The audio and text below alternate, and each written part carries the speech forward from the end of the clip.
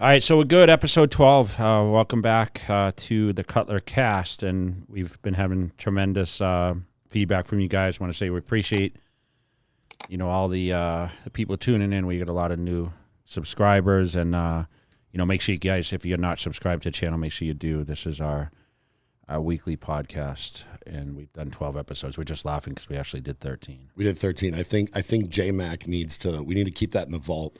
And someday we need to release the first one with the bad audio. Oh, yeah. Because we didn't. I don't remember what it was. No, the computer was too slow. The computer was slow, but the first one, we were missing some type of cord, and he had to set up a audio, like a recorder, and he recorded it and tried to sync it, and he just said, dude, this one's not going to work. It just doesn't sound right. Well, we're back, and, we're coming towards the wrap-up of the season, but we want to touch upon something that affected a lot of us this past week, and I know it's been in the news lately. We've lost a lot of champions in our business, a lot of former competitors, some actually competing competitors. But this one hits a little harder because obviously it was someone that we were fairly close to, and you probably even more than myself. But he was a Mr. Olympia champ, which is very few and far between. Number 14, I was 11. Phil is 12. He's right. Dexter was Dexter was before. Yeah. Was 12. Phil 13. Shawn 14. And so Shawn Rhoden, you managed him for a long time. You guys are close. Yeah, I managed him for about 3 years, and I was just looking through old pictures and just reminiscing on it. And I remember the first time, obviously I met him many a times and we had a lot of conversations, but he was in Vegas and he was at the same gym we were at. I think it was the time Dennis Wolf was filming his documentary, and he was just kind of always standoffish, because he kind of looked at me. He was standoffish with me. And somehow, I don't know how we got on the conversation, and he said to me, he goes, "You're with the enemy," like as in a laughing way. Who's the enemy? Well, Phil Heath was his enemy because that was his competition. And I was like, dude, I haven't been working with Phil for a while. And his eyes got really big, and he's like, "You don't work with Phil anymore?" And I went, "No." And he came over and put his arm around me, and he's like, can we talk about you doing some stuff with me? And that's kind of how it's went in that direction. But that was like 5 years ago. Yeah, I'll never forget the first time I saw Rhoden. He was at a show. I want to say it was in like the Virginia, Maryland area. That's where he's from. Yeah, and you know what? Maybe it was Pittsburgh. It might have been Mannion Show, Pittsburgh, and he just turned pro at the North Americans, and he knew I kind of was with Phil Heath, mentored him, right? Yeah. Kind of got him a little publicity and said, "This is the guy that's coming." And I remember he said to me, he said, "I'm going to beat your boy Phil." And I'm looking at it, and I'm like, dude, you're skinny, But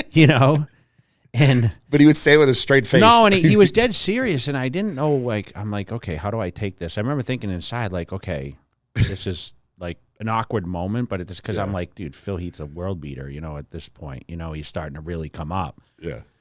And it wasn't when Phil was Mr. Olympia yet either, but he's like, It was probably right 29, 2010. Yeah, so 2009, 2010. I don't know what year he turned professional, at the North Americans, but he's like, I'm going to beat your guy. And, I'm thinking, God, you won at 209 or something. I think he won his pro card. And I'm like, he was natural too. He had a long way to go. Yeah. So that was my first meeting with him. But the time that really fits my memory the most was, we were in Orlando for, I believe it was the Nationals. And it was 2 a.m. and I had a 7 or 8 o'clock flight. So I'm like, screw it, I'm not going to sleep. So I was in that cafe, and it was the cafe, the cafe that in the Hyatt. Yeah. It was called Irma and something else's at the time. It wasn't, I don't know what it's called now, but the Olympia was there this year. And I remember we sat and talked, and it was hours on end, and he's like, I want to be the best, and that. And I remember, I think he had just kind of linked up with Chris Aceto at the time, and I'm like, with Chris, you're going to do it, and whatever else. And I said the line that he repeated when he kind of predicted his 2018 Olympia victory. He's like, I remember what you told me. You said, if you want to be Mr. Olympia, you need to walk, talk, and act like Mr. Olympia, meaning like you have to be professional in all aspects, but also confident and not arrogant and whatever. And that's what he took to heart. And I think he started his journey. He had great success with that. I got to compete with him in the last year, 2013. Yeah. And he ended up beating me, which was kind of a rare case because I hadn't been beaten by a lot of outside guys in quite some time. So walking into that show after sitting out 2012, I was battling some of the new faces that I wasn't so familiar with, the new physiques, but, very aesthetic physique. Mm-hmm. Not someone I would ever imagine would be the Mr. Olympia champ. Mm-hmm. And, he put together a combination that was lethal in 2018. I mean, not to say he didn't prior. I mean, he had a lot of great showings, but he won the Olympia. It was weird when I would look at him because, and during those years I was in his, I was in his room 10 times a day. And you'd look at him and you'd go, from certain angles, he looked like he wasn't big enough. Yeah. But then certain poses, you look at him and you're like, Jesus Christ, he's fucking massive. It was just this weird illusion at certain points. Like when you look at him, like do a most muscular, you would think it wasn't big. But when you looked at it from different angles, he looked like an absolute freak. He didn't have the upper body that Phil had, but very few people did. But from head to toe, he was able to put together a physique that, became number 14.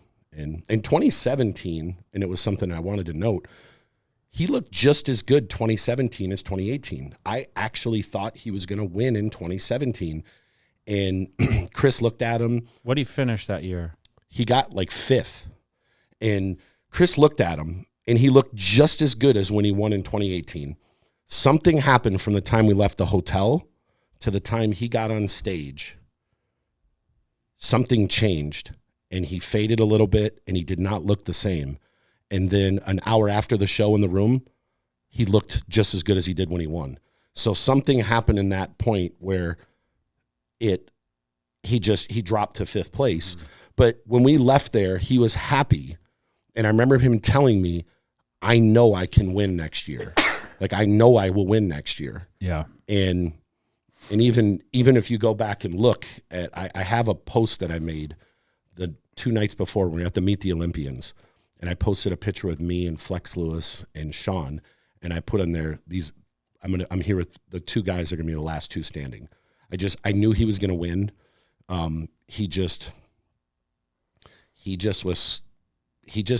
know what I mean? It's not just when you're that confident and he's been second. He knew Phil's number was up, and he just knew it. And yeah, I mean, he predicted on my YouTube channel, and listen, there's been a lot of speculation. There's a lot of fear right now running through bodybuilding, and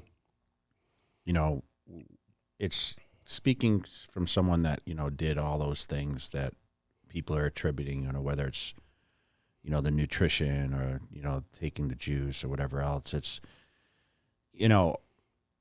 I think people are just kind of running scared at this point, thinking that, oh my gosh, the bodybuilding is so dangerous, and I think anything in life is nutrition or whatever else, and we obviously push ourselves. I think the biggest fear now is like, when you're, 290, 5'9" or 10, you're considered obese, right? Yeah. So it puts a lot of strain on the heart. I mean, although I felt pretty good at 280, 290, I mean, I knew I couldn't maintain that for a long time, hence I walked away at 40 years old. I still think that in this day and age, like, I look back when I started bodybuilding and I watched Haney retire at 31. Dorian Yates retired at like 37, and, Lee Labrada stepped away. Shawn Rhoden stepped away early in their careers, their early 30s or whatever. It's just... I just feel that this has transitioned to an older person's game, which I don't know if that's the best thing for your health. No. To really be pushing yourself into your 40s to get in shape up and down like a yo-yo, being depleted and being, dehydrated to that extent. Mm-hmm. And, cross between COVID times, there's a lot of fingers being pointed, is it vaccines or... and listen, take all that stuff out. The truth is like when you start pushing limitations of your physique. I think it doesn't matter what the age is. The amounts of food we eat is astronomical. You and I discuss this all the time. I think food, people don't talk about it, but it's one of the more dangerous things. Eating 6, 7, 8, 9, even some of the strongmen were up to 10,000 calories a day. It's hard on your body to process that much food. Even if you're not taking drugs, just eating that much food is a strain on the entire body. Yeah, and there's a lot of people that aren't in bodybuilding that when they get into their 40s and 50s, they suffer, heart conditions, or it stems a lot from the nutrition that they or genetics. I mean, genetics play a huge part in that too. Of course. And we all live in some sort of. There's always that back thought of like, okay, what if? But the truth is, if you want to be at the top, they used to use this analogy like, okay, if you can win the Mr. Olympia at 30, but it's going to shave 10 years off your life at the end, what would you do? Would you have done it? Yes, I would have, because at the time you think, man, and to this day still, like for me, like listen, I'm 48, and every day is a blessing. I don't have a prediction on when I want to live. Like, I don't know how anyone can even justify saying, well, I want to live to 80, or my dad just passed 92. My mom's 80. The quality of life depends on how a person wants to live, right? I mean, listen, most guys, I think the average age is in their 70s, right? I mean, most people. Upper 70s. Yeah, so I know today medicine, it's a little different, but listen, I just hate when fingers are being pointed towards, hey, it was the drugs or this and that, because I wouldn't imagine Shawn was taking a lot of drugs at the time, but he did supposedly, which we don't have proof of, but the rumors have, he had some medical conditions, and whether it was from stress, which can be a major killer. I don't know how much it had to do with anything that bodybuilding was related. Shawn, I was there in 2018 when he had the ulcers, and it wasn't a small thing. He almost bled to death. He was in the ICU. He was in an ambulance. He was in the hospital for days. He had to have 5 blood transfusions because he was bleeding out, because he had a bleeding ulcer. Yeah, my dad had ulcers in his 40s also. And the part that when I read I pay attention. I read what people say and whatnot. At the end of the day, we don't know what happened. And everyone will say, oh, it's from this, it's from this, it's from this. Until there's a fucking autopsy, you don't know what happened. He could have had a pulmonary embolism. He could have had a stroke. He could have had an aortic tear. He could have had a heart attack. There's so many different things we just don't know. So until a coroner gets or the coroner or whoever else gets the autopsy that says this is what was in his blood, this is how he died, this is what happened. Until then, it's just like people just want to talk just to talk. And it's like, don't say anything. Just we'll find out what happened. We can speculate. Obviously, he did have a heart attack last year, and that could be a contributing factor. Yeah, see, I didn't know. He didn't report, not many people knew about that. Yeah, he had a heart attack, and, we can say, it's safe to say that might have been something to do with it, but until we have an autopsy, we don't know. But and it's easy for us to sit here and say, well, if I had a heart attack, I'd stop. I would not do it anymore. But if that's your only thing and your livelihood, and his thought process was like, hey, I'm going to be able to get on stage. Obviously, he had some, limitations on them letting him compete. And, we spoke about, wanting to try to help him get back on stage.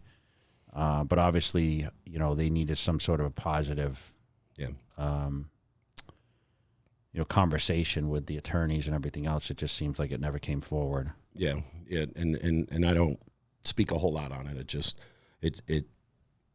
whether Shawn was able to compete or not compete, it's not my decision. It's not your decision. It's no one's. But it just seemed that there needed to be a little bit more effort, a little bit more of a positive conversation to get that to happen. Yeah, there's a lot of confusion out there. So, but the truth is like he left a huge mark. I mean, obviously we've seen all the posts, and you mentioned he won his pro card naturally. Yeah, I mean, very few people did that. I'll have a million memories because I traveled all over the world with him. We went to 7 or 8 countries together, and like the first thought that went through my head was his daughter, because no matter what, you can talk about Shawn's physique, you can talk about whatever, no matter what it is, whether it's positive or negative.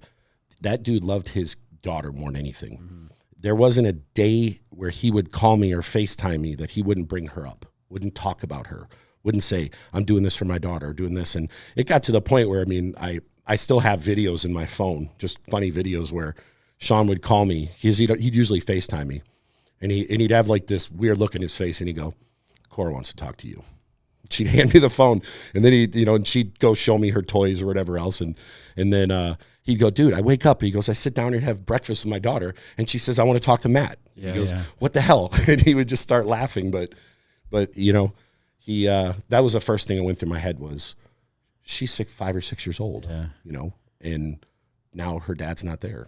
Yeah, he was the original Hoodie Gang. I started this whole, I used to always laugh and say, why is Rhoden in a snowsuit? Because he'd wear like these big pants and these big you hooded would almost shirts. Get mad at it. You'd be like, yeah, because I mean, he has such a great body. You're like, this guy. You'd message me like, dude, he's a fucking pro bodybuilder. Yeah. Why is he dressed in a snowsuit? So him and Guy's sister Nina were very close, and they would train in these hoodie shirts, and I think even Brad Rowe trained in a hoodie for a while. And they started. I mean, Shawn Rhoden was the original guy that started training in the hoodies. Yeah, and I used to make fun of that a little bit because I used to see him. He would wear his headset over the top of the hood. But then it wasn't just the hoodie.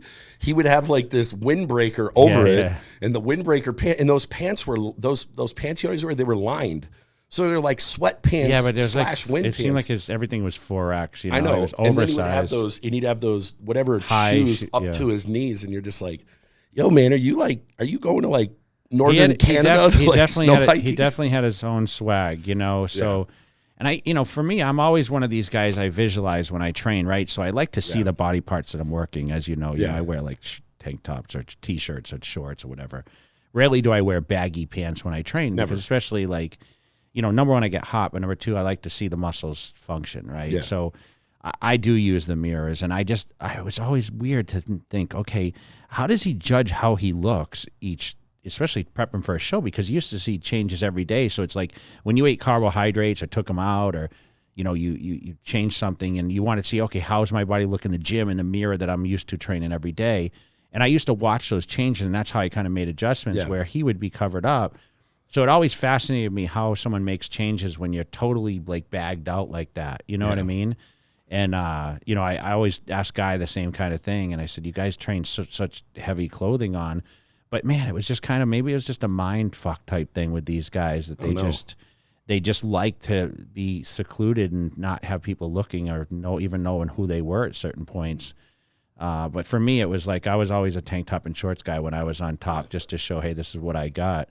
I used to tell Shawn that too, and I said, dude, you're a pro bodybuilder. You got to be not always so covered up. Yeah. And I think we were at the Anaheim Expo. This would have been like 20. Yeah, because he even wore it to the expos, right? Yeah, and he was at the expo. And I remember Latoya Watts was on the other side. Maybe it was Philly or Anaheim. I forgot which one it was. And he was all covered up. Mm-hmm. And nobody noticed him. Yeah. This was before he was Mr. Olympia. And he's like, because he always called me boss. So he's like, hey, boss, man, like this, nobody notices I'm here. Yeah. And I said, will you take your fucking top off and wear a tank top? You're a 300-pound pro bodybuilder. And so he ended up doing whatever. And the next day he came back. And because we were there for 2 days, and he had a tank top on, and now he's got 50 people in line. Mm-hmm. And I said, people, even if you're all covered up, people know who you are, but some people walk by and might not know who you are. But some people there be like, God, look at how big that guy is. I want a picture with him. So that little bit did make a difference, but he was always covered up. It didn't matter where we went. I can count on one hand how many times, outside of after, like, when he was almost ready for a show and he was doing photo shoots and whatnot, where he would either be in a tank top or even just a T-shirt. Mm-hmm. It was very, very, very rare. He was always covered up. He was one of these guys that always was, he was always willing to shoot for JTV and always had something. He's like, if I say something, I want to say it on your channel. And he wasn't very vocal, but, his legacy is going to live on. Of course. I mean, he left his mark in bodybuilding, and we're gonna miss him greatly, And I would just wish more people got to know the deep person he was, right? Yeah. Because listen, the fans, even like on the outside, I mean, they view someone by what they read Yeah. And as much as we want to, we want to protect, what he left behind and, talk about the positive things about, what he was. He meant so much to everyone. I mean, trained with Stanimal every day, and Chris Aceto was his trainer. He was very loyal to him. And, the confidence was not arrogance. That's the one thing about him, is he was so positive, and never really had a bad thing to say about anyone. So I really, I enjoyed his company. When you weren't, if you didn't know him, you could think whatever of him. But the people that knew him close, he wasn't quiet. He wasn't just like shy. He was very vocal, but he was, when he was around people that he trusted and he knew, he was always cracking jokes, always, even when I went back and looked at some of my posts from years ago, and I had funny videos up there of him just saying just funny shit, in the last minute, like everyone could be talking about whatever, and he would just be quiet, and all of a sudden he'd chime in, and you'd look and you just start busting out laughing. So he was definitely a comedy guy, but he's number 14. Yeah. So, if you guys want to comment about maybe something you had experience with him, comment on our comment section. We're going to roll over to, we had another contest, the Prague show. Yeah. Where none of us went. Okay. No, we were, the Prague show was the weekend after Egypt, and you flew back. I was on my way home, and Regan decided last minute to do it. And it had a stacked lineup. It had Rolly Winkler, it had Raphael, it had Samson, it had Nathan Diasha. It wasn't your average, smaller show in Europe to have, 5+ guys that have done the Olympia in there, or Olympia level guys. So the show, went on, and I fell asleep. I was texting with Milos and a couple other people, and nobody knew who was in the front running, because they took the top 4 guys and mixed them around so many, nobody knew. And I assumed it was going to be Nathan and Regan, and in actuality, it was Samson and Raphael that got first and second, and Regan got third, and Nathan got fourth. Yeah, which is kind of surprising, because I felt Regan dominated the week prior in Egypt, Samson. I thought Regan was just much better and everything else. And, for Samson to come and, gain a victory there, it was kind of surprising for me. And Regan obviously must have been off, right? So sometimes that slight being off. I mean, Raphael was in amazing condition, but just lacked the size that some of the top guys I felt. I was shocked in it. I still, when I wasn't there again, but when I looked at the pictures from it, it looked like Samson was in the same shape he was when he was against Regan. From the Regan front, wasn't as great. Yeah, Regan was just as good, but it looked like he faded a little bit from what, I can go off what Milos said. Milos said, dude, he faded a little bit in prejudging, and that's probably what moved him back, because when I looked at the scorecards, it was Samson first, Regan was in second, and then the night show, he Regan fell back. faded more. But I heard Nathan actually moved up to third in the night show, but he ended up in, which was weird, because Nathan place. looked as just as good as shape as he, in any other show.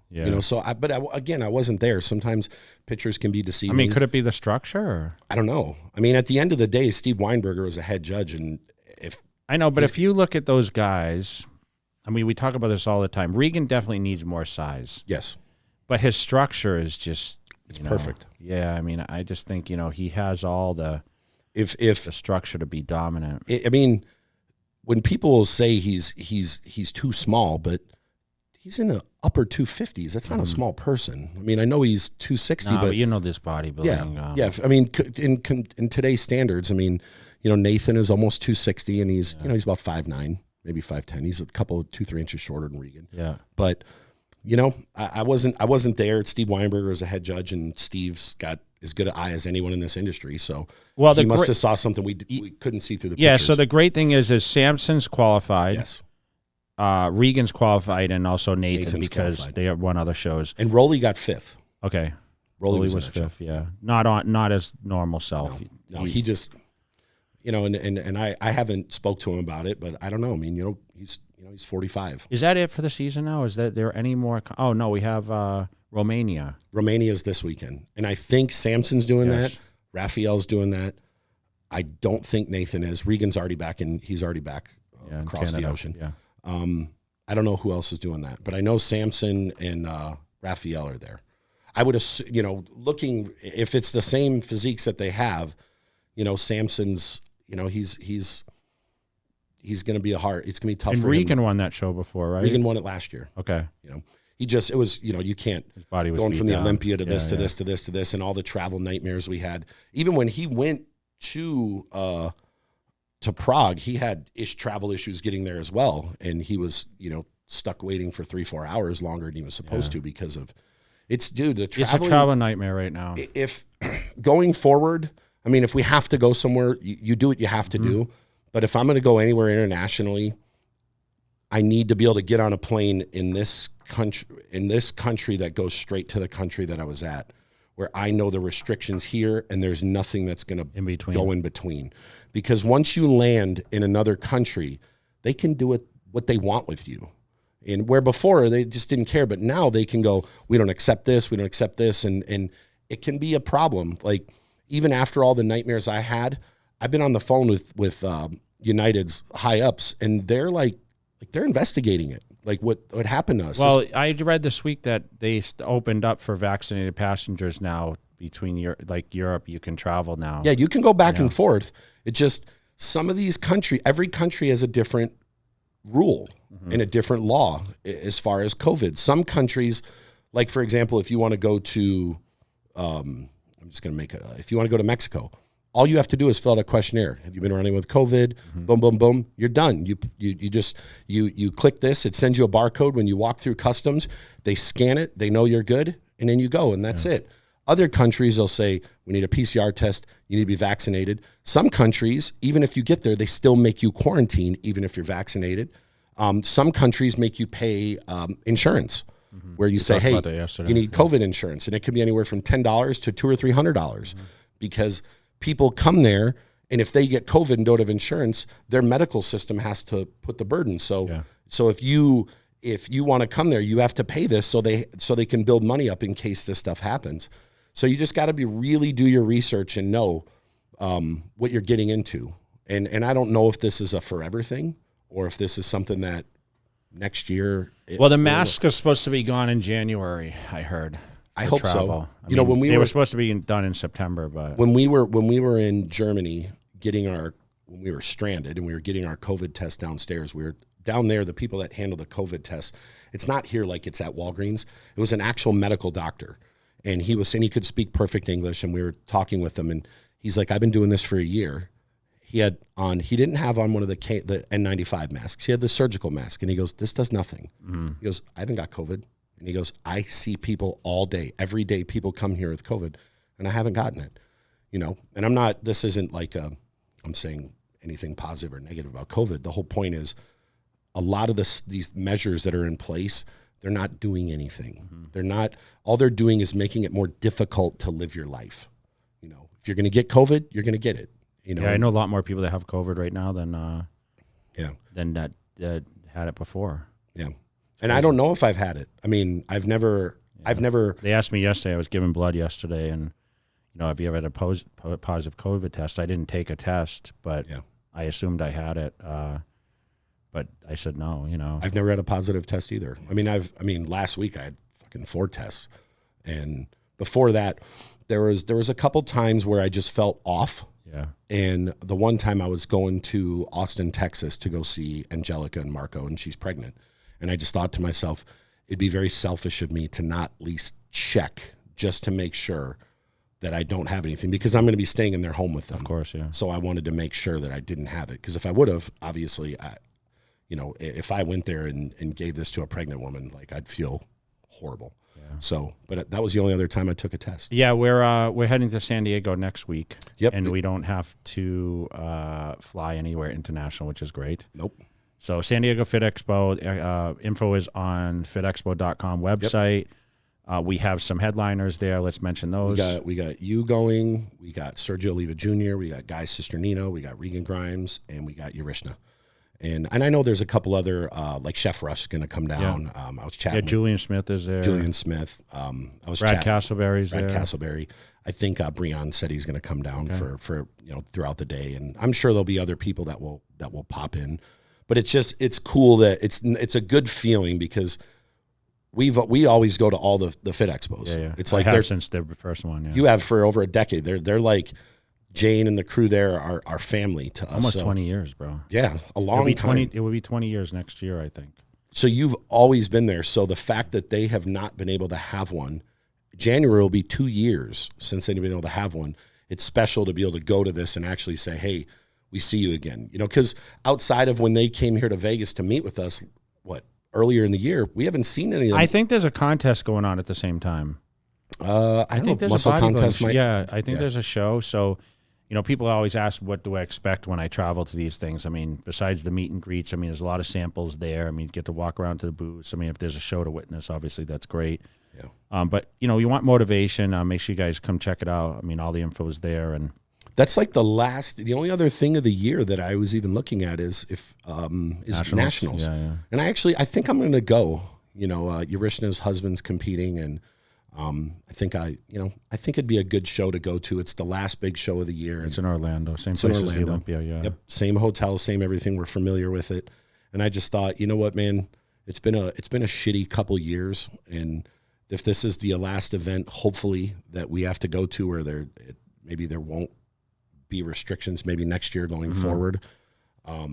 You know, it'd be nice to go support it. So I think I'm going to fly down there for that one. Because after that, there's nothing until the Arnold, which is the first weekend in March, which is going through normally in Columbus, Ohio. I'm sure stuff pops up, though. Yeah, it's something always comes up, whether it's a store appearance or a gym appearance or international appearance. But on the books right now, those are the last 2 events of the year. So I wanted to pivot to the little conversation I've been watching. You know, I'm a little different. So I get on YouTube in the morning and I listen to sports. Yeah. So right now it's football season, of course, with Odell Beckham Jr. going to now the Rams, which is crazy. I mean, they're kind of predicted to win the Super Bowl. J-Mac, they going to win the Super Bowl or what? You know? Yeah. So, you know, everyone talked about how, you know, Brady was going to repeat. And they talked about Kansas City challenging, but Kansas City not doing as well this year. And I know they talked about Odell going to Seattle. I thought, you know, they kind of hinted to that, but it looks like he went over and signed in, you know, Los Angeles, which is crazy in the Rams. And, you know, we're going to see if his greatness is still there. Yeah. Because I know, like, the last few years it's been kind of wondering about that. But I want to talk a little bit about the Pippen-Jordan saga, because I know how much of a supporter you are of, you know, between the Pippen-LeBron type thing, right? Yeah. And why they released The Last Dance, okay? They are saying that they released it at this time because he wanted to remind people of who the GOAT status was as LeBron was starting to build that momentum. Yeah. And you're one of these ones that thinks that LeBron is all around. He's the best player of all time. Yeah. Yes, I believe that. And I grew up, I grew up on Jordan. People always remember all the positive stuff of Jordan, but they forget all the times he got his ass kicked for many, many, many years. And until Scottie Pippen got there and came of his own. Well, Pippen's mad. Yes.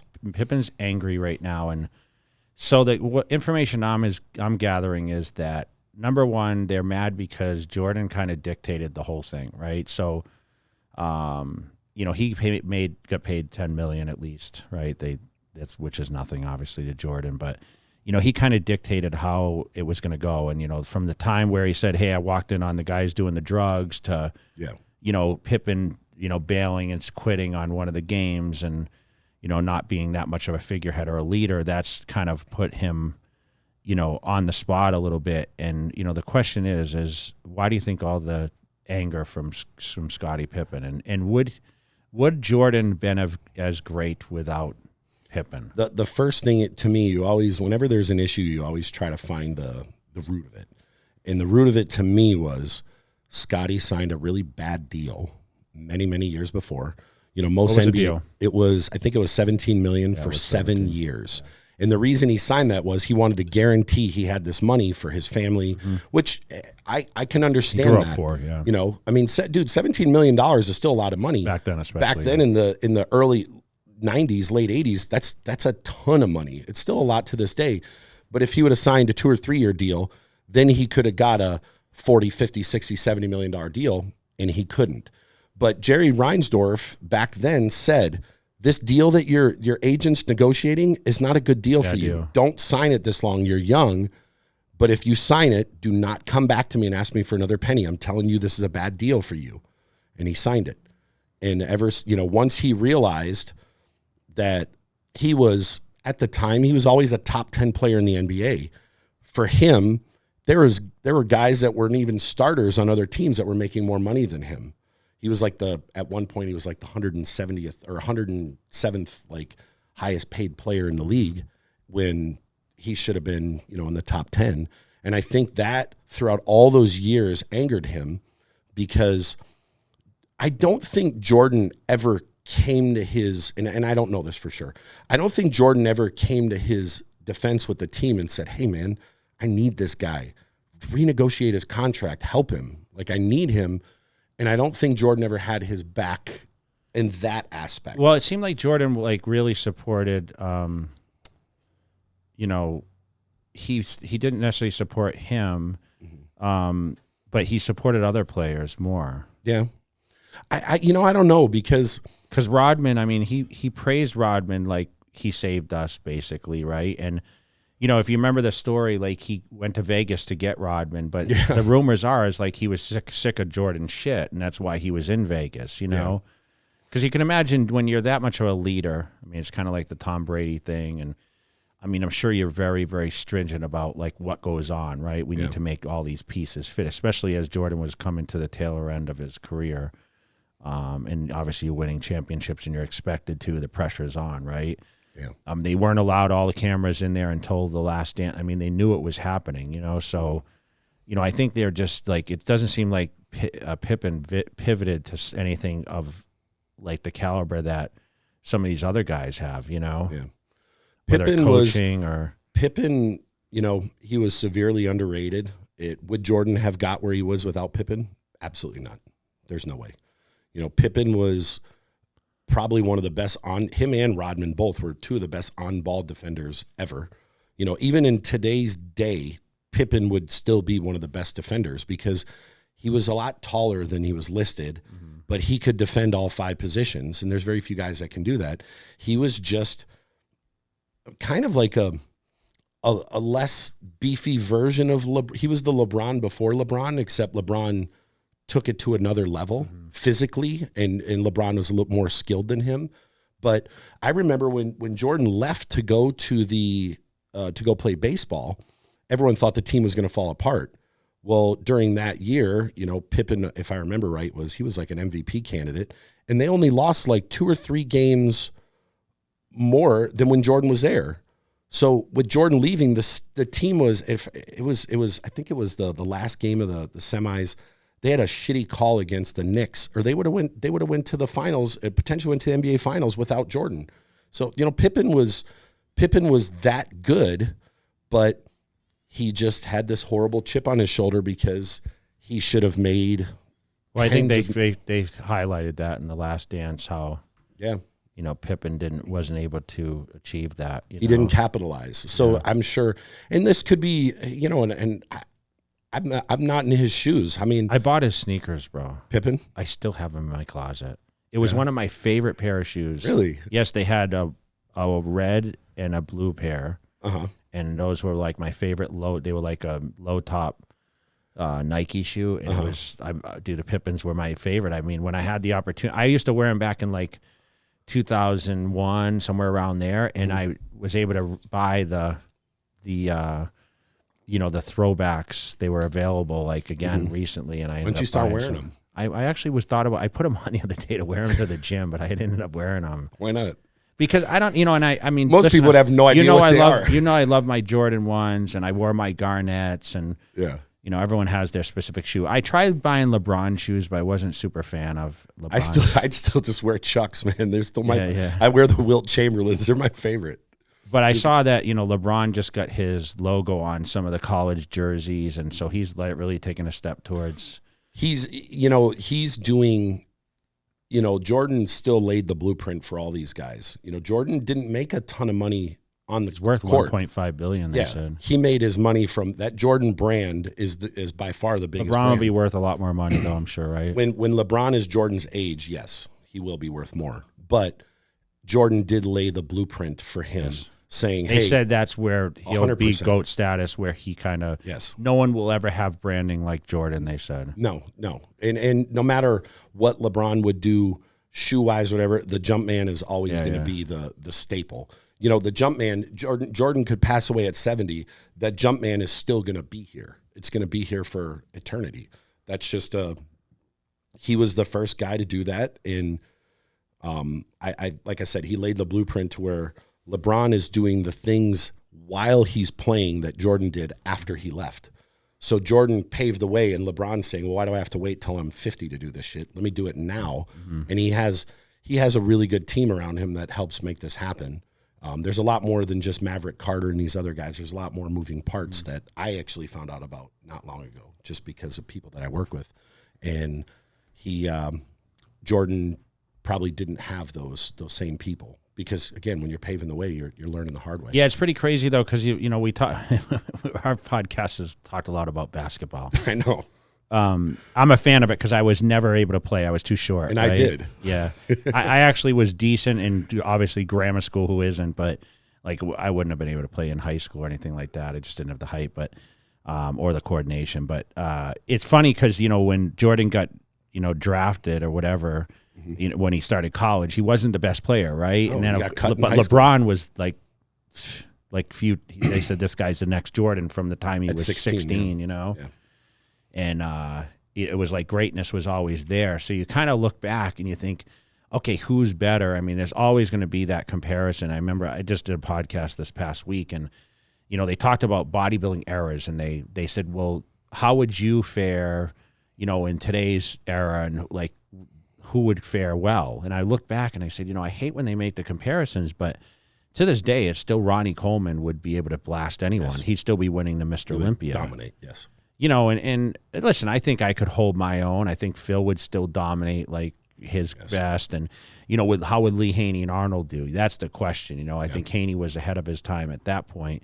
Dorian Yates was a dominant champ. He would probably even fare well in today's. Like that top guy is always in a certain They're elite, always going right? to, they would have always been competitive.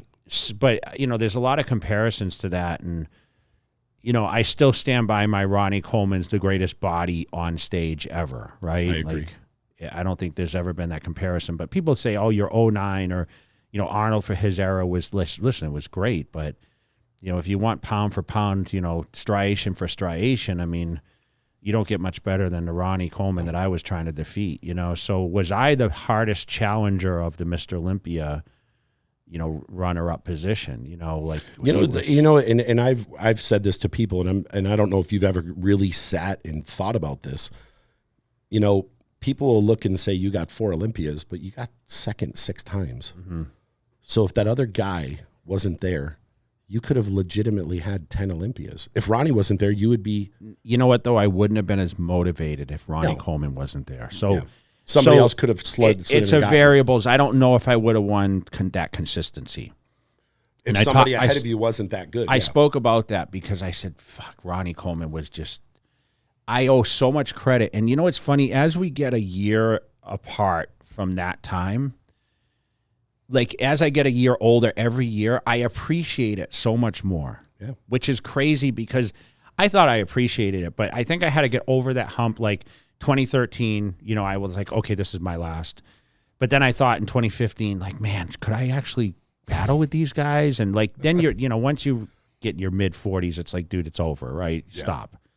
And, and watching these guys train and knowing like what it takes and I look back now and it's like every year I get older, it's like, damn, I appreciate Ronnie. I appreciate Dexter and Chris Cormier and, all these guys that I battled with, Phil and, I appreciate them more. And like any animosity I had towards a lot of people, like I don't have any at all because it's just like, I feel like, okay, it's all about positivity and, looking at what goes on in social media today, thank God we didn't have social media because I'm sure I would have been angry at a lot more people. Because we will joke about like get big.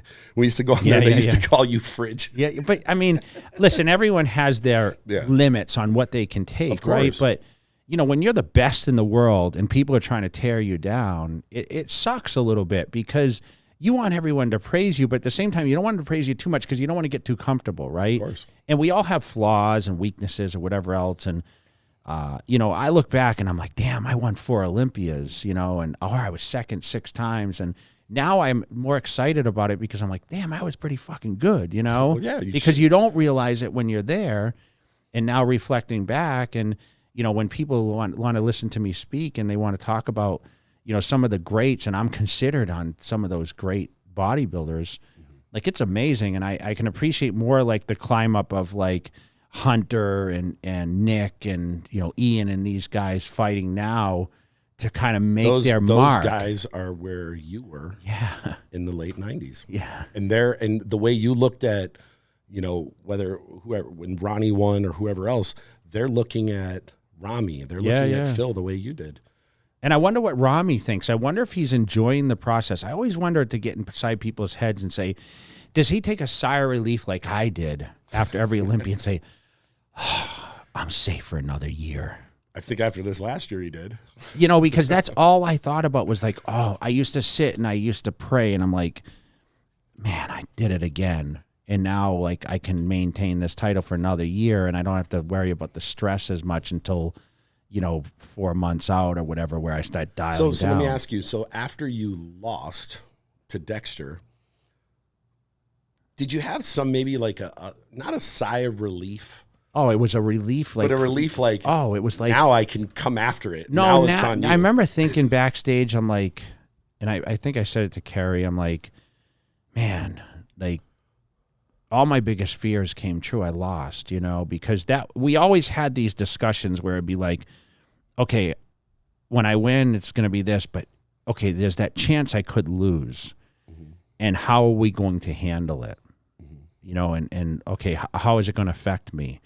I knew I was safe, like financially with contracts and this and that, but I actually thought about, okay, how are people going to look at my image and look at me, and am I going to be still that guy that people want to be? And to be honest, when I lost to Dexter, everyone's like, oh, Jay's done, you know? So for me, it was like, losing to Dexter isn't like a fucking knock. You know, so I know, but I was like, shit, man, like, am I really done? I thought that for a week or two. And then, you know, Hani picked up the phone and called me. And he was like, you know, because obviously Chris was training me at the time. And Chris, you know, Chris kind of left me to be. He didn't really, you know, he's like, man, you know, you're still better. But I was like, okay, I just need other opinions or whatever. And when Hani called me and said, are you okay personally? No, I don't give a shit about your body, whatever. You know, we know what you were or whatever. But you okay mentally? And I think that was like his test. And he's like, you know, you can still do it. And when I heard that, and then eventually we end up linking up. And then I had Phil like pushing me. Like, I have to give a lot of credit to Phil Heath because like he came out and trained with me, stayed with me, and he's like, dude, you can still do this. And for someone that's your competitor, I mean, he was third that year. And like I said, he probably could have won the show, in my opinion. But I was like, man, like, I just had some really great people around me. And I picked up a lot of, you know, Brian Glynn was training with me, who, you know, still works with me. And, you know, Nate was helping me with the weight training. You know, Eric DeLauro was there. You know, Big Swole, Ryan Chastain was there, and it was like I had all these people, and we were filming. That's when we started like the YouTube and the Swole Monkey production. So there's just so much hype around it, you know. And Brad came out from Florida and trained with me, and it was like I just felt like I had just a lot of support. And you know, of course, Kerry was, you know, like, you can do this again. And it lined up, the stars aligned for the perfect comeback. So here's a question. I don't know if anyone's ever asked you. Did you want to win more, or were you scared of losing more? I was scared to lose always. I was driven by fear. Okay. So fear made me great, because it's like, you know, the people that say, well, what makes you go to work every day? Is it because you want to be more successful, or you fear of being broke? Like, to me, I'm still like, I work more because I'm fear of being broke, you know? I've been there before. I've been in the gutter, right? But for me, like, and at this point, like, I just love brand building, and I love, you know, if you said to me, Jay, we're going to go to Turks and Caicos, so we're going to the Maldives, or we're going to train at Fit Club and be at your office in the afternoon shooting a podcast. I hate to say it. I'd rather be shooting at the podcast and go and train at about Fit Club. Traveling is fucked up. Yeah, right now. I mean, if you said, Jay, I booked a G5. Well, that's a different story. You You'd go then. You don't have to deal with masks or TSA. Yeah. You'd be like, all right, let's go. What the problem Why don't you is, stop being cheap? Why don't you put us on a G5? The problem is, if we go to the Maldives, it's like, it's $2,500 a night or whatever. Who knows, even more. Probably more. Because where I want to stay. It's like, fuck. You're And then we bougie. get done with the trip and I look at the bill and it's $30,000. I'm like, fuck, I could have stayed home and I could have Saved $30,000. Yeah, saved $30,000. But I've always been the same way. I've always been motivated by fear.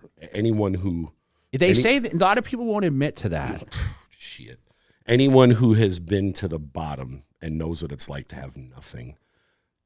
Well, listen, never go back there. it's just like, I went and gave blood yesterday. I'm scheduled every, I think I'm scheduled now in January again. So why do I do it? Because I fear of my health. Like, okay, obviously my blood gets a little thicker when I'm training and everything else. Like, I don't do that because, it's fun to get a needle in my arm and draw blood, right? Yeah.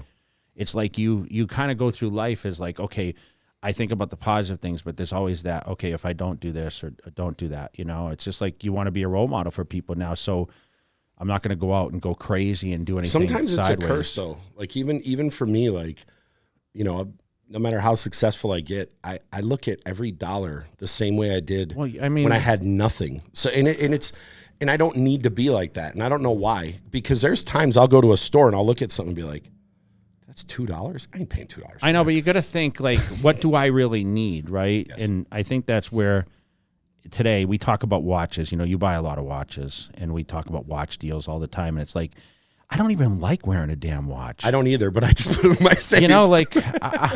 Like I'm wearing these Jackson. I was bracelets. on the phone with someone this morning. I'm like, I want to buy that watch, and it's a lot of money, but I'm like, it's better than leaving the money in the bank. So that's why I want it. It's like, but you barely see me ever wear one. I don't even want to, I remember like we were flying to go to Boston last week and she's like, here's your Rolex, and I said, I don't want to wear that damn thing. I don't even want to worry about it in the room when I leave. And I don't care. Cause you know what the sad part is? I don't even adjust the time when I put a watch on. You know what's really sad? I'll ask someone, hey, what time is it? And they're like, dude, you have a watch on your wrist. You know what's messed up? There's times where I'll wear a watch at certain occasions, and I'll be like, I feel like an asshole because I'm like, I got like a $40,000 watch on. Yeah, like, you're that dickhead that's trying to show off, and I'm like, no, I don't. I just want to, and I cover it up. And people that have no idea that I collect watches, and they're like, really, you never wear one? And I'm like, dude, I buy them. I like how they look. Well, we talk about hard assets, and that's kind of why we talk about it's better than it's better than leaving it in the bank or even cash, letting it go away, But no, I think a lot of people don't admit that fear motivates them, and it's always been a motivation of mine. I had my family was very poor when we grew up, and when you have nothing and you're hungry or you don't have food when you're a certain age, as you get older, you appreciate every last cent. So there's times where, and you'll give me shit, you're like, don't be a cheap fuck, blah blah blah. But I remember I'm like, dude, that's $50. Do I need this? Yeah. And one other thing that did it for me, I moved to Hong Kong in 2011, and I lived in a 370 square foot spot, which people don't realize that's your like most bedrooms are about that big. Mm-hmm. I lived in that for a long time, and when you live in that small area, you learn the difference between what is a necessity and what is a want. We look now, and you go in your closet. I'm sure you're the same way. I have a closet loaded full of shit, and I wear the same 5 or 6 things. Yeah. Over there, I didn't have that much space. We had a 2-foot closet, and 2 of us shared it, literally 2 feet. So you can't have 20 or 30 pairs of shoes. You can only have 2 because you don't have the space.